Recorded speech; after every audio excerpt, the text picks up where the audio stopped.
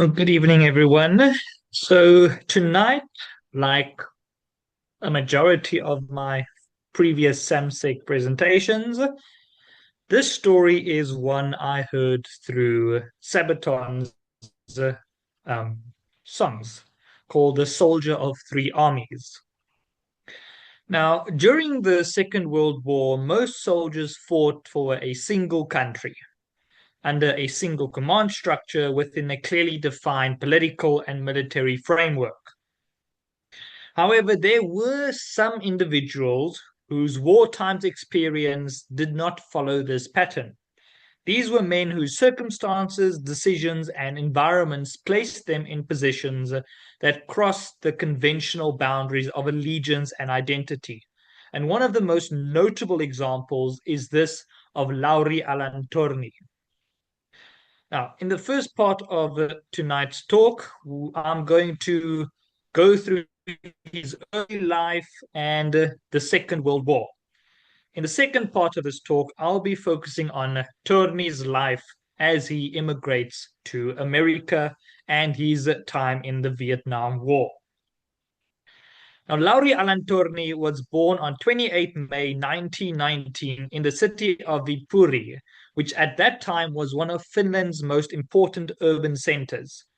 Its location near the eastern border made it strategically significant, both economically and militarily. This position would later become highly relevant as Viipuri would be one of the key areas contested during Finland's conflicts with the Soviet Union. Now, to understand Torni's early life, it is necessary to place it within the broader context of Finland's situation at the time. Finland had only recently gained independence from Russia in 1917 following the collapse of the Russian Empire. Now, this independence was not achieved peacefully, as the country almost immediately descended into a civil war between the red and white factions, leaving lasting political and social division in the country. Now, as a result, the generation growing up in the 1920s and 30s, including Torni, developed in an environment defined by insecurity and the expectation that conflict could return at any time. Now, from a personal perspective, Torni developed characteristics well suited to military service. He was physically capable, with a strong interest in outdoor activity, particularly relevant given to the terrain and the climate in which Finnish soldiers were fighting in. Now, dense forests, lakes, and long winters required individuals to function in conditions that would be considered extreme everywhere else in Europe. Now, in addition to physical resilience, Torni demonstrated discipline and independence, and these characteristics were common in Finnish society, but in the military context, they would later distinguish him as someone capable of operating effectively in small units and under difficult circumstances. Now, by the late 1930s, the broader situation in Europe had deteriorated rapidly. The expansion of Nazi Germany, combined with Soviet strategic concerns, created an environment in which war was increasingly likely. Finland, due to its geographical position, was particularly vulnerable. And it's within this context that Torni chose to pursue a military career. He joined the Finnish army prior to the outbreak of World War II, and he entered a system that emphasized adaptability and practical effectiveness. Now, the Finnish army, aware of its numerical disadvantage against its neighbors, focused on training soldiers to operate independently, making decisions under pressure, and use terrain to their advantage. Now, training was shaped by necessity. Finland could not rely on overwhelming manpower and resources, and instead prioritized mobility, concealment, and survival in extreme conditions. And that included moving all over the place with skis. Now, Torni adapted well into the system. and his physical conditions and familiarity with the environment allowed him to develop the skills that would later define his effectiveness in combat. Now, as the 1930s came to a close, tension between Finland and the Soviet Union escalated further. Soviet demands for territorial adjustments were rejected, and it became increasingly clear that conflict was likely. But by 1939, Finland was eventually preparing for war with the Soviets. For soldiers like Torni, training was no longer theoretical. The skills they had developed would soon be tested against a significantly larger and better equipped opponent. It was at this point that Torni transitioned from a trained soldier into a combatant. And the Winter War began on 30 November 1939 when the Soviet Union launched the invasion of Finland. The official justification was based on security concern, particularly the proximity of the Finnish border to the city of Leningrad. However, from the Finnish perspective, this was a clear act of aggression against a smaller and less powerful state. The scale of the invasion immediately highlighted the imbalance between the two sides. The Soviet Union deployed hundreds of thousands of troops, supported by large numbers of tanks, aircraft, and artillery. Finland, by comparison, had a significantly smaller army, limited equipment, and far fewer resources. On paper, the outcome of such a conflict appeared inevitable. However, the nature of the terrain and the conditions in which the war was fought altered the balance to some extent. Much of the fighting took place in heavily forested areas with limited road networks and extreme winter conditions. And it is within this context that soldiers like Lauri Allan first experienced combat. Now, as a member of the Finnish army, Torni was deployed into a form of warfare that differed significantly from the large-scale mechanized battles occurring everywhere else in Europe. Finnish forces relied heavily on small unit tactics, operating in dispersed formations rather than concentrated fronts. Movement was often conducted on skis, allowing soldiers to travel across snow-covered terrain while avoiding detection. Now, one of the most defining aspects of Finnish tactics during the war was the use of what became known as the Moti tactics. This involved isolating segments of larger Soviet formations, cutting them off from supply lines, and then systematically destroying them in smaller engagements. Rather than confronting Soviet forces directly in open battle, Finnish units exploited the terrain to break the enemy into manageable parts. Now, the physical demands of this environment cannot be overstated. Soldiers were required to operate for extended periods in freezing temperatures, often with limited shelter and supplies. Frostbite, exhaustion, and equipment failure were persistent risks. Now, at the same time, the psychological pressure of facing a numerical superior enemy added another layer of difficulty. Now, although he was still relatively early in his military career, this period marked the beginning of his development as a combat soldier. The environment in which he operated rewarded initiative and resilience, qualities that would later define his reputation. Now, the Winter War ended in March 1940 with the Moscow Peace Treaty. Finland was forced to concede territory, including the city of Viipuri, Torni's birthplace. While Finland had managed to resist complete occupation, the outcome demonstrated the limitations of its position when facing a larger power.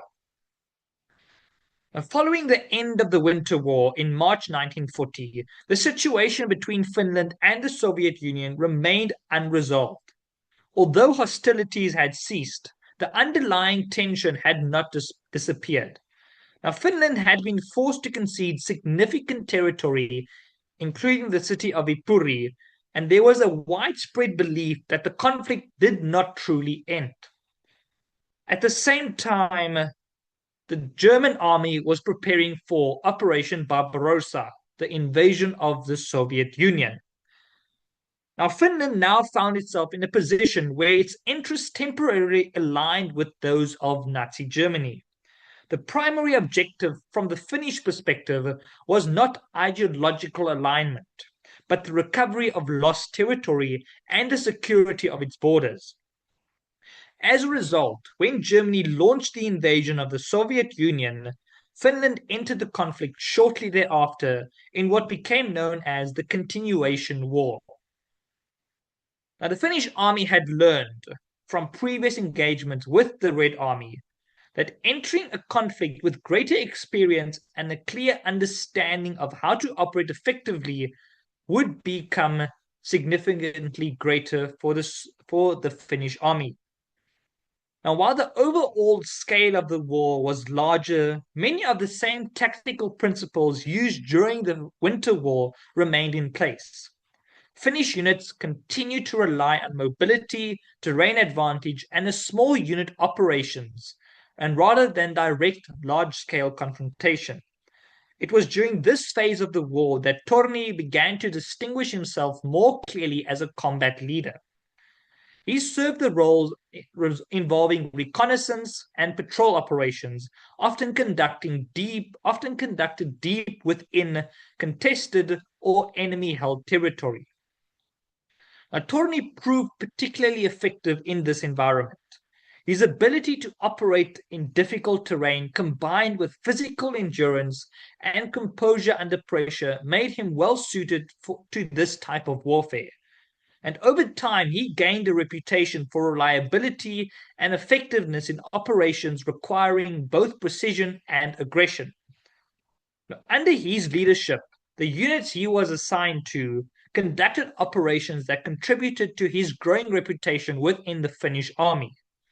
While detailed records are limited, it is clear that his effectiveness was recognized by both the Finnish and German armies, and he was regarded as one of the most capable officers operating in this environment. But as the Soviet pressure increased, Finnish units were forced into more defensive operation. For Torni, this phase further reinforced his reputation as a capable and determined officer. His experience now extended beyond initial engagement into prolonged operations under deteriorating conditions, where leadership and resilience became increasingly important. But the continuation war would soon come to an end, but the war for Torni would not. As the continuation war progressed, cooperation between Finland and Germany became more structured, particularly at the operational and training level. Now, although Finland maintained its own command structure and objectives, the shared conflict against the Soviet Union created opportunities for Finnish soldiers to receive training from German forces. And it is within this context that Torni became more directly associated with German military units. Now, at a certain stage in the war, Torni volunteered for further training and was sent to Germany, where he underwent instruction with units associated with the Nazi diehards, the Waffen SS. Now, this decision remains one of the most debated aspects of his military career. From a Finnish perspective, the objective was to improve combat effectiveness through additional training, particularly in small unit tactics and specialized operations. The German forces, with experience across multiple fronts, were able to provide this to the Finnish forces. However, the Waffen SS was closely tied to the Nazi regime, and any association with it carries significant historical implications. Finnish volunteers who trained through German channels did so within the context of Finland's strategic position rather than necessarily ideological alignment. Now, Torni was commissioned as an officer within the SS, and there are records of him spending limited time on the Eastern Front under German command. And his primary role, even though he was part of the Waffen SS, remained to the Finnish army. Now, during the summer of 1944, the Soviet Union launched a major offensive against the Finnish lines, most notably in the region of Karelia. And this offensive represented one of the most intense phases of fighting experienced by these Finnish forces. Now, although the Finnish army was able to slow the advance and prevent a complete breakthrough, the cost was significant, and it became clear that continued resistance would not be sustainable in the long term. As a result, Finland was forced to seek an armistice with the Soviet Union in September of 1944. And this new phase led to a conflict known as the Lapland War. And this war was fought between the Finnish forces and their former allies, the Germans. And this reversal created a complex and often uncomfortable situation for many Finnish soldiers who trained alongside the German units. For Torni, this development had direct implications. His prior association with German forces, particularly his training with units linked to the Waffen SS, placed him in a position that was no longer purely military, but increasingly political. What had previously been a practical decision made in the context of war now carried consequences in a changing political environment. As part of the war, as the war in Europe came to an end, Finland found itself in a precarious position. It had avoided full occupation, but at the cost of territorial loss, political concessions, and the need to demonstrate compliance with Soviet demands. And part of this process involved addressing individuals who were seen as politically problematic or potentially destabilizing. This included those with strong connections to Germany, especially in a period where such associations were being actively scrutinized. Torni was among those affected, and despite his service and effectiveness as a combat officer, his record was no longer viewed solely in terms of military performance. Instead, it became subject to political interpretation. Torni was arrested by Finnish authorities and detained. This marked a significant shift in his position. A soldier who had spent years fighting external enemies now found himself under suspicion within his own country. The end of the war, therefore, did not represent a conclusion to his story, but rather a transition into a new era. The skills and experience that had defined his wartime career would no longer be sufficient to determine his future. Instead, he would now have to navigate a post war environment in which identity, allegiance, and past actions were being reassessed. And it's at this point that his life takes a markedly different direction, moving beyond the conventional framework of national service and into a far more complex and unconventional path. And we'll be exploring that in part two of this presentation. Thank you.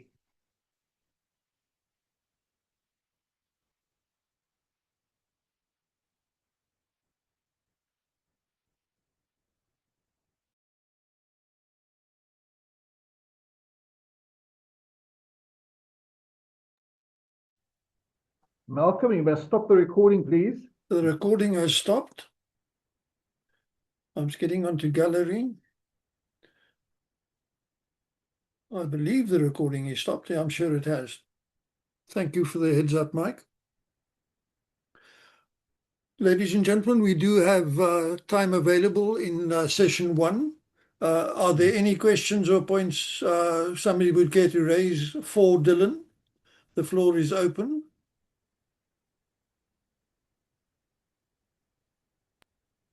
Yes, please, David Scholes, the floor is yours. Thanks. Dylan, very, very interesting talk. And just because we've got a bit of time, it makes me think of what's the present situation. You know, where Finland, as I understand it, has joined NATO because there's this ongoing enmity, as I see it, between them and the Russians. And there's a huge border between Finland and Russia. And it just, you know, what your talk has given me insight into is the historical development of all of this. I don't know if you want to comment at all. It brings us to the present, basically. Thank you, David. The floor is yours, Dylan. If you would unmute, please. Yes, Yeah, please, Dylan. so Finland joining NATO was a massive setback to Russia, especially with its history fighting against each other. And because of that absolutely massive border, I believe it's the longest border of a European country with Russia that's now part of NATO. And I think Russia was rather very angry when Finland joined NATO. I think it was 2 or 3 years ago. And obviously the Finns, wanted to protect themselves against another invasion, basically. But no, thank you. Thank you, David. Ronnie, the floor is yours, please. Thanks, Dylan. That was most interesting. You showed us the loss of territory in the First War. Now, in the Second World War, do you have a map to show us what territory Finland lost the second time, or were the borders maintained as they were after the First War?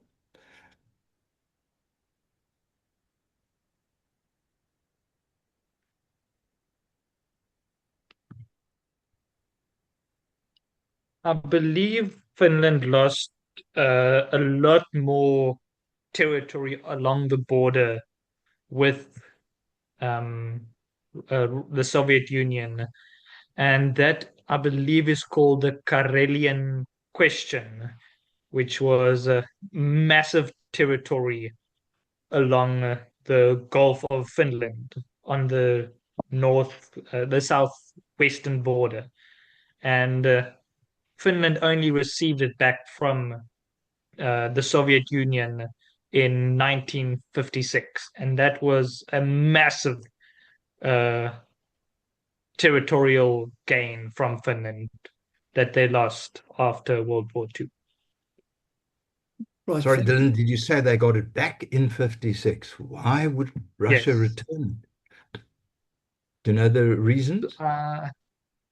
If I remember correctly, it was a lease. They leased it to the Soviet Union for, I believe, 20 years. But obviously, it wasn't 20 years. Got it back after 12 years. The other, thanks very much. That's so interesting. My other point is, if Finland, since the Second World War, had such a fear of Russia, why were they in such fear about joining NATO that they only recently joined? You would have thought they would have been one of the first countries to join NATO, not one of the last.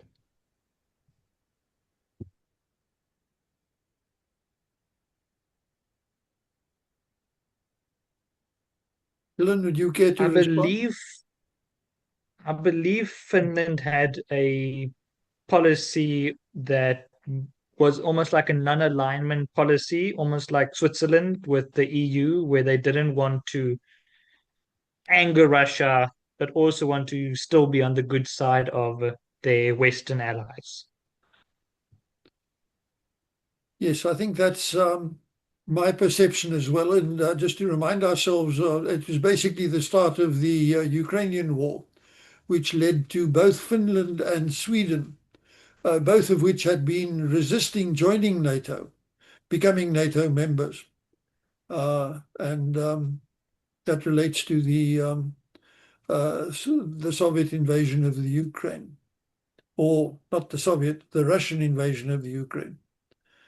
So thank you for the question and the response, Dylan. Al, the floor is yours, please. This is just about the neutrality of Finland after the Second World War. They were very careful to be neutral, and even their military mix I know that they had aircraft from the Soviet Union and equipment from other equipment from America, that they tried to run a very careful neutrality between the two blocks. Right. Yes. Thank you. Thank you, Alan. Pat, the floor is yours. Thanks, Malcolm. Dylan, I'm very interested to hear your opinion on something, and I thoroughly enjoyed your talk, incidentally. I had the option some years back to go to visit Finland, and while I was in Helsinki, I spent some time in the National Army Museum there. And one of the striking things there, in a sense, is that all the military vehicles are marked with a swastika. It's an inverted one, turning the other way to what the Nazi swastika did. And it's more often than not in blue, not in black. Do you have any idea as to how that particular emblem came to symbolize this Finnish army? So the blue swastika, yeah. So the blue swastika is called the Hakaristi, which was the official national insignia of the Finnish Air Force from 1918 until the end of World War II, when everyone wanted to get rid of that symbol. And they must have adapted it onto other vehicles during the course of the war. But it's the official symbol of the Finnish Air Force after World War One up until the end of World War Two. Right. So did the Finnish version of the swastika actually precede the Nazis' adaptation of it, which is actually a Middle Eastern origin, as far as I recall? Yeah, so because it was used from 1918, they would have used it before the Nazis adopted the symbol. Okay, thank you. Let's stay on that point. Has anybody been to, other than Pat, been to Finland, and perhaps expand on that, on the use of the swastika there? I must admit I've never been to Finland, so the terrain there I think would be familiar to me given the time I spent in Canada, but I've never been to Finland. Let's stay on that point. I have noted your question, Andre, but I'm going to give the floor to Al first. Is it related to the swastika question, Al? It is, but I cannot tell you about Finland. When I traveled to Japan in 2007, one of the interesting things was to find the tourist maps that all of the religious areas was marked by a swastika. And that was a little bit disconcerting to somebody whose only experience of that is with Germany. Right, thank you. While you have the floor, I must tell you, I still associate you with enlightening me on Sabaton. Until you did your presentation on one pop song at a time, I had no idea they existed. So, and yeah, Dylan is inspired by the same rock band that I'd never heard of before Al introduced it to me. Right, let's move on from that. Andre Crozier, the floor is yours, please. Yes, thank you, Malcolm. Just 2 points. First one, I think I saw somewhere that Finland maintains an enormous standing army. Virtually every male is a member of the army and regularly trains, etc., etc. And that's the first point. And the second, I just want to ask Dylan, the SS and the Waffen SS, were they different or just the same thing? Thanks. Yeah, the Waffen SS and the SS are the same thing. Okay, Right. thanks. I think Thank you. the Waffen SS was the actual fighting SS, the military SS, those that actually went to war, as far as I've got aware. Okay, thank you. As opposed to some SS members could have been purely political. Yes, That's Right. right. Okay, thank you. Once again, never having been to Finland, I might just mention here that our Gullis 2, our polar ship, was built in Finland, and I'm not sure who else has been on board it, but it's a very capable ship, very well built. And the Finns make capable ships, and right up there, ships' engines. Wärtsilä being the one that immediately comes to mind. So where I'm heading is they are a highly industrialized country if they can build ships like that. It's a very impressive ship. Right. See, Malcolm, Dylan has put up the difference on the chat group, the difference between the two. Right. Thank you, Dylan. Chat. So if anybody care to have a look at that, please feel free. Dylan's more technical capable than I can only do one thing at a time. I can't look at the chat and do what I'm doing now. We've got 1 minute left. Are there any takers? Right. Ladies and gentlemen, I'm going to end this session now. And I remind you that we sit again at 2015. And please remember to use your second set of links. And so ending this session now, look forward to your company again at 2015.